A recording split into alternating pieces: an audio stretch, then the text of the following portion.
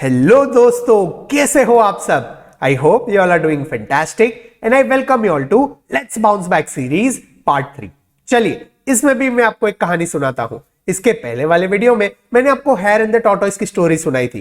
First race में hair बीच में सो गया तो टॉर्टोइस जीत गया। सेकेंड रेस में हेयर को अपनी गलती का एहसास हुआ और वो बीच में रुका ही नहीं तो हेयर जीत गया।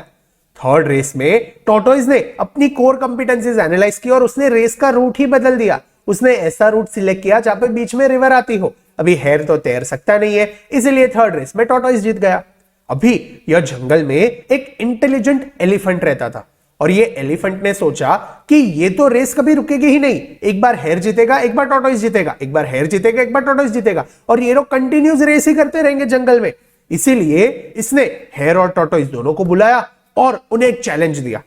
उन्हें जो एलिफेंट था उसने कहा कि ये जो आप रेस कर रहे हो दोनों, ये रेस अगर आप 30 मिनट्स में कंप्लीट करके मुझे दिखाओ तब मैं मानूं कि आप विनर हो, otherwise you both are losers. अभी हेयर और टॉर्टोइस दोनों सोचने लगे। प्रैक्टिकली टॉर्टोइस स्लो है तो 30 मिनट्स में रेस कंप्लीट करना डिफिकल्ट है। हेयर फास्ट है, वो भाग तो सकता है लेकिन वो रिवर में तैर नहीं सकता, तो उसके लिए भी ये 30 मिनट्स में कंप्लीट करना डिफिकल्ट है। और तभी हेयर और टॉर्टोइस ने एक आइडिया लगाया। रेस जैसे ही स्टार्ट करनी थी तो हेयर ने टॉर्टोइस को कहा, एक काम कर टॉर्टोइस भाई, तू मेरे ऊपर बैठ जा और मैं तुझे रिवर तक भाग कर लेके जाता हूं। और टॉर्टोइस हेयर के ऊपर बैठ गया और ये जो हेयर भाई थे वो तो भागकर टॉर्टोइस को रिवर के वहां पे लेके गए। अब जैसे ही रिवर आ गई तो उसने टॉर्टोइस को कहा, अभी एक काम कर, अभी तेरे ऊपर तू मुझे बिठा ले और तू मुझे रिवर तैर के लेके जा। तो हेयर जो है वो टॉर्टोइस के ऊपर बैठा और टॉर्टोइस ने हेयर को अपनी जो रिवर थी वो पार करवा दी और 30 मिनट्स में दोनों ने ये रेस कंप्लीट कर ली। ये हेयर एंड द टॉर्टोइस की स्टोरी के हमने 4 पार्ट देखे, लेकिन ये स्टोरी में से बहुत कुछ सीखने जैसा है। ये जो स्टोरी मैंने आपको ये वीडियो में बताई उसमें क्या सीखने जैसा था कि जितनी भी रेसेस ये दोनों ने की, वो दोनों रेसेस में वो लोग ने हार्डवर्क तो किया और हार्डवर्क करना कोई गलत बात नहीं है, लेकिन कभी कभी आपको अपने जो प्लान्स है उसमें स्ट्रैटेजिक चेंज करना पड़ता है और कई बार ये स्ट्रैटेजिक चेंजेस करना, कुछ अलग तरीके से रेस में आगे भागना, कुछ अलग तरीके से अपने जर्नी में जाना भी जरूरी होता है और अप्रोप्रिएट होता है। कुछ ऐसा ही होता है हमारे सीए के करिकुलम और सीए के एग्जाम्स के साथ। आप जब भी सीए एग्जाम्स में 1, 2 या 3 बार फेल हो जाते हो तो आप सबसे पहले तो कई बार खुद को सेल्फ डाउट करने लगते हो कि क्या मेरे से कोर्स हो पाएगा, क्या मैं आगे एग्जाम्स दे पाऊंगा, क्या मैं कभी सीए बन पाऊंगा। लेकिन ट्रस्ट मी, अगर आप यहां तक आए हो that means you are a fighter, you are not a loser और आप जरूर सीए बन सकते हो। आप आने वाले एग्जाम में जरूर क्लियर करने वाले हो। ये मैं एज अ फैकल्टी या फिर एज अ मेंटर गाइड नहीं कह रहा हूं, आपके बड़े भाई की तरह कह रहा हूं कि आप अगर यहां तक पहुंच गए हो तो अभी गिव अप मत करना, आप जरूर सीए बनने वाले हो। आपको बस जरूरत है कुछ स्ट्रैटेजिक चेंजेस करने की। अपना जो डायरेक्शन है, अपना जो पाथ है, अपना जो अप्रोच है, उसमें थोड़ा अगर आप चेंजेस करते हो तो आप जरूर सीए बन जाओगे। अभी सबसे बड़ा डाउट जो आपको आने लगता है जैसे जैसे आप फेल होते हो कि क्या मुझे दोनों ग्रुप देने चाहिए कि एक ही ग्रुप देना चाहिए। तो ये क्वेश्चन का जो आंसर है वो मैं यहां पे बताने वाला हूं। सी देयर आर 2-3 केसेस जो मैं आपके साथ डिस्कस कर रहा हूं।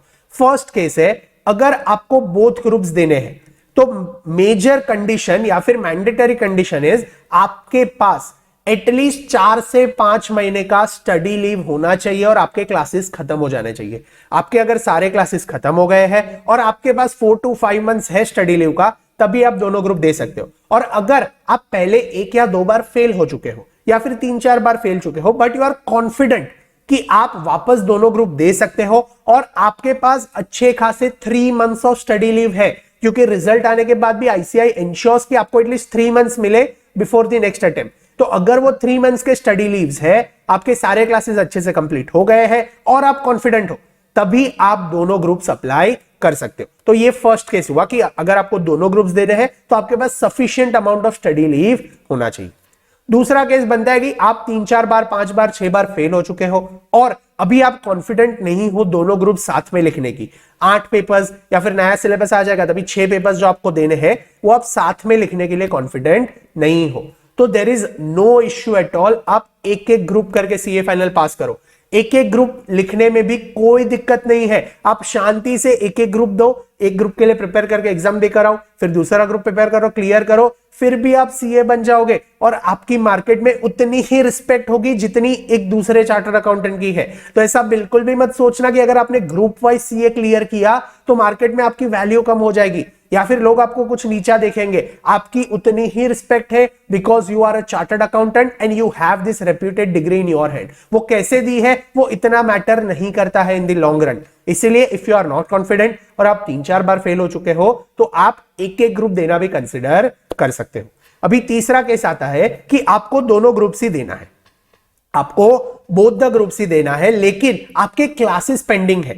आपके अगर क्लासेस पेंडिंग है तो और एक ऑप्शन आप कर सकते हो कि आप पहले क्लासेस कंप्लीट कर दो और आने वाले अटेम्प्ट को स्किप कर दो। अटेम्प्ट स्किप करने में भी कोई गलती नहीं है। अगर आपको लग रहा है कि मेरे क्लासेस पेंडिंग है लेकिन मुझे दोनों ग्रुप्स ही साथ में देने हैं, तो अगर दोनों ग्रुप साथ में देने हैं तो जो फर्स्ट कंडीशन मैंने आपको बताया, you must have sufficient study leave. अगर उतना सफिशिएंट पीरियड आपके पास नहीं है तो आने वाला अटेम्प्ट स्किप कर दो और उसके बाद वाला अटेम्प्ट देना, तभी आप दोनों ग्रुप अच्छे से दे पाओगे। लेकिन लेकिन लेकिन इसमें एक डिस्क्लेमर है। मुझे कई बार स्टूडेंट्स पूछते हैं कि सर मुझे एक पेपर में एग्जेम्पशन है लेकिन मुझे दोनों ग्रुप साथ में देने हैं, तो क्या मैं एग्जेम्पशन फोरगो करके दोनों ग्रुप साथ में दूं ताकि मुझे रैंक आ जाए? आई एम प्राउड ऑफ यू कि आप रैंक लाने की सोच रहे हो, लेकिन एक बड़े भाई की तरह मैं आपको एडवाइस दे रहा हूं कि अगर आपको एग्जेम्पशन है किसी आईसीआई के पेपर में तो रैंक के लिए वो एग्जेम्पशन को फोरगो मत करना।